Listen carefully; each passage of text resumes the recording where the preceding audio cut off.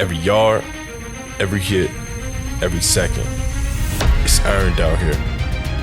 This game demands more than just skill. It demands fuel. The right fuel. Because out here, it's not just about how hard you work. It's about how long you keep going. When the game gets real, drink bottle still.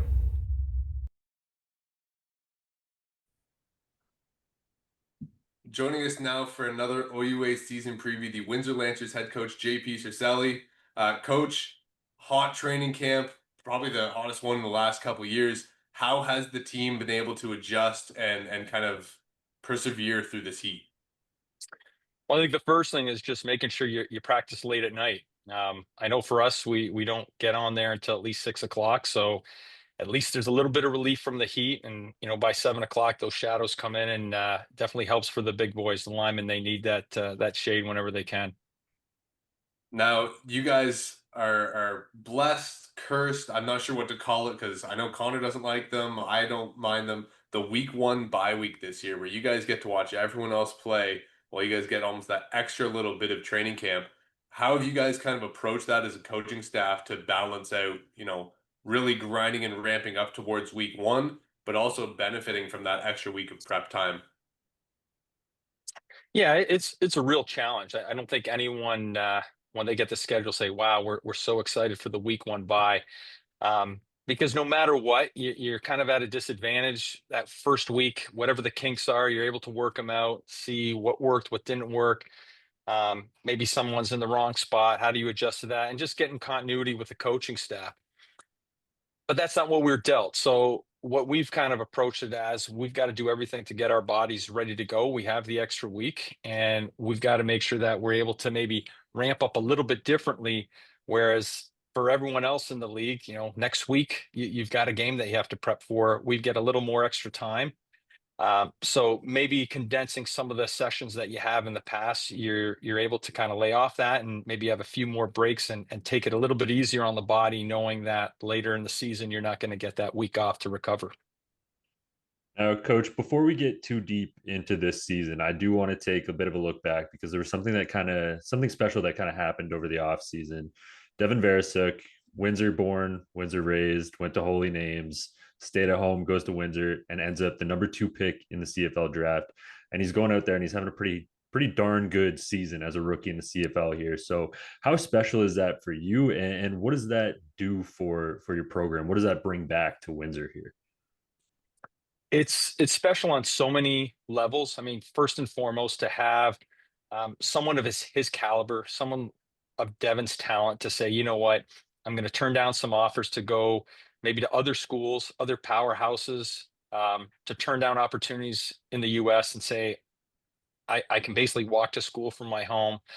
And he really was the catalyst to get things going. He was the first big local recruit that said, I'm going to stay home and I'm going to help build this, and really recognize the vision of our coaching staff. So that part was immense for us, because there were some guys who committed and then said, you know what, I want to go elsewhere. He stayed loyal, he stayed true to it, and he helped build the program from where we were from the ground up to what we see now. I mean, there's still lots to do, but he really helped put our program on the map. The other piece that's really special is my former recruiting coordinator, special teams coach when I played at McMaster, was Ted Gavaya. And so for to have someone like, Coach Gavaya, who's now, I guess, GM Gavaya, see something in Devin and bring him in, and just seeing the success he has. I mean, I've visited Hamilton a couple times now, and it's great to run into some of my old teammates and just tell us how impressed they've been with Devin. And he's made us extremely proud, and it's definitely helped other recruits say, hey, you know what, there's a pipeline this way, there's a possibility this way. And we owe a lot to Devin and what he's done for our program. Now, as we look at tying that conversation to this year, we always have talked with coaches, and there is no replacing a star player like Devin Veresuk with one guy. How does your defense kind of morph around, the loss of Devin and still be as effective as they were last year?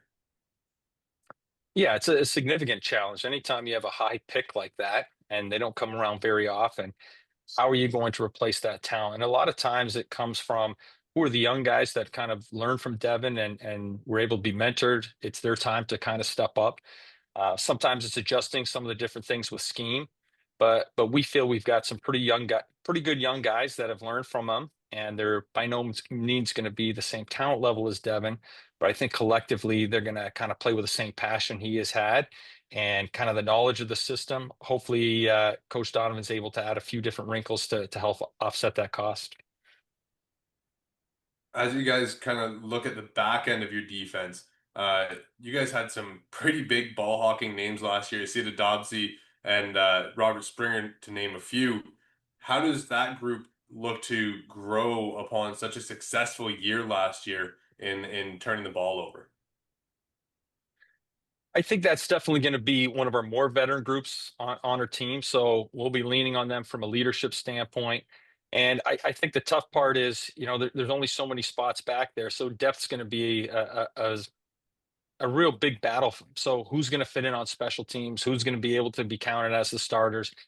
And you guys know better than anybody, it's very difficult to go through a year injury free. So there's going to be a few guys that get nicked up, and having some depth back there is definitely going to help, not just defensively, but with our special teams play. And speaking about depth, one of the things that we've noticed, and one of the things that we've talked about on this show before, is your ability to find depth in the trenches. How important is that in a league like the OUA for you guys to be able to roll deep and really pound guys at the line of scrimmage? It's paramount to our success, and I think a lot of the teams that you see that are successful in having deep runs. I mean, look no further to what Western and Laurier have done the last number of years. Yes, they can throw the football, but they can also run the ball. So a big part of that is bringing in guys that fit this, fit the type of quality individual that you're hoping to have those attributes. And then so much goes to those offensive and defensive line coaches, where you really have to develop individuals, knowing there's not too many freshmen who are going to walk in day one and be able to, make a big impact.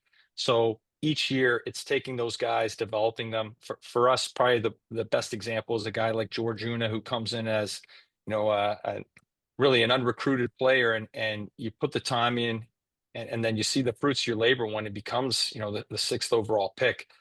We've had a number of guys kind of go through that, and they're having success now at the CFL level. And it's hard to say who's that next guy going to be, but you just know that you're constantly trying to get that right mix.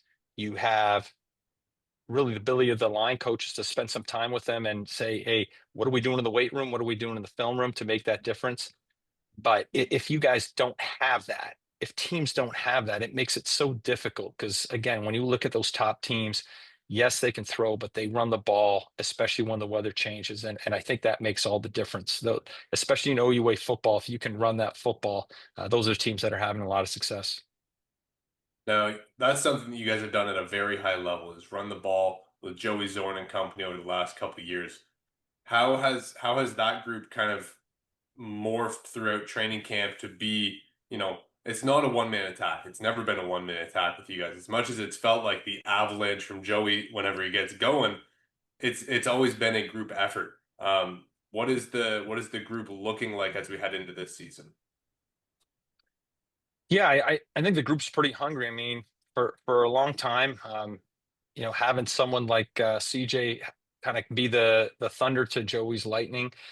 He's moved on, so there's other guys coming in now, and they're pretty hungry to get their opportunity. Guys who are in their second, third year. So again, kind of you alluded to it. I think there's a lot of guys who are itching to get their chance, to get their carries. And you're right. We don't really have one guy that we're leaning on. There's always going to be several backs in the stable, so to speak.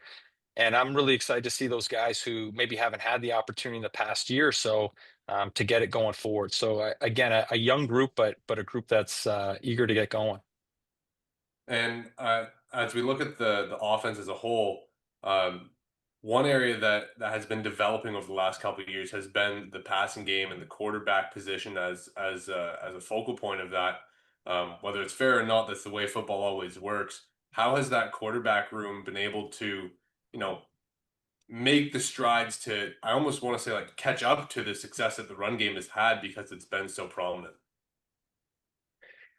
Yeah, I think the hard part is with the quarterback development. I mean, there's so much when it comes to the timing, and unfortunately, a number of our quarterbacks have suffered some major injuries, Yeah. and that's really just kind of slowed the development. So you get into situations where, a specific quarterback can't make that same throw, or one's more, adapt to running. So you lean more on the run game. So I think for us, having that consistency, making sure that we have our quarterbacks healthy, so we're not having to rotate as much as we had to in the past.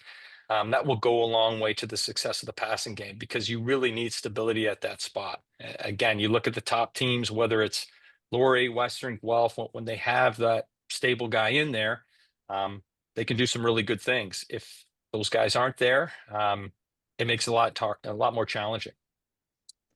And as we look towards the start of the season for your squad here, it's week 2 for you guys, or sorry, it's week 2 for everybody else, week 1 for you. But you got a tough test here in the Laurier Golden Hawks, the defending Yates Cup champions. What are you doing to get your squad right, and what are you anticipating in that game for your team? Yeah, it's a big challenge because as successful a season they had, obviously the league MVP is gone. But it would be a mistake to say, okay, and so this team's changed completely. I mean, I feel like everyone else is back. That offense is going to be rolling. All they need is someone to get the playmakers the ball. And with Coach Faulds, he's going to find someone to do that. He always has. And when you talk about Laurier, it's hard to go anywhere without talking about that defense. So it's going to be an extremely difficult challenge. We're going to their place. It's under the lights. It's going to be a big challenge for us. It's, can we get our young guys up to speed on our system? And I think a lot more of it is making sure that we're sound with our offense, defense, and special teams. And hopefully after the first week, maybe we can see some of the things that Laurier is going to do. But like I said, I still think the advantage goes to the team that gets to play first, because you get a chance to iron out those wrinkles. And for us, it'll be the first time in a very hostile environment. Now, as you guys have made a point of kind of recruiting at home, um, there's been a lot of talent for a long time. I mean, Luke Wilson, Cal Quinn, those guys that come out of that Windsor area. How have you guys been able to kind of put that stranglehold on, like the end of the 401, and keep those guys home in your own backyard? Well, I think that the first one is making sure you keep some of those local guys who buy into it. So whenever you have a Devin Veresuk say, "Hey, I'm going to stay here," that's going to convince a lot of other people. But at the end of the day, it comes down to winning. So it's very difficult if you're winning one game, two games, to convince guys that, hey, we're going in the right direction. It's very different when you're having deep playoff runs, when you're being ranked nationally. People start seeing the difference.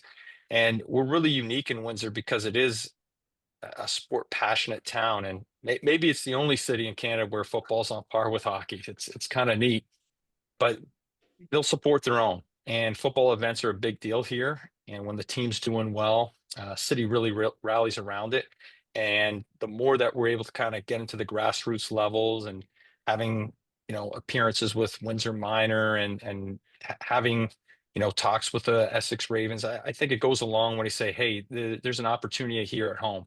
There's always going to be guys who say, you know what, I got to get out of the city, and you can't do a whole lot about that. But I think the fact that now people see this is a very viable option, and the team has had some success, staying home makes sense. And again, not to keep hammering home on it, but a guy like Devin and his success, it makes a world of difference. And people come up and tell you that. All right, Coach. I think that's it from us. We don't want to take up too much more of your time here. It's getting late, and I'm sure you have a lot more planning to do for the rest of the night to get ready for tomorrow, to get ready for the rest of the season. But as always, we appreciate your time, and thank you so much for joining us here for another OUA season preview. Yeah, I really appreciate it. We get another pot of coffee going here and start breaking down some more tape. So thanks a lot, guys. Enjoy, Coach. Can't wait to see it and how well you guys do this year. Appreciate it, guys. Thank you.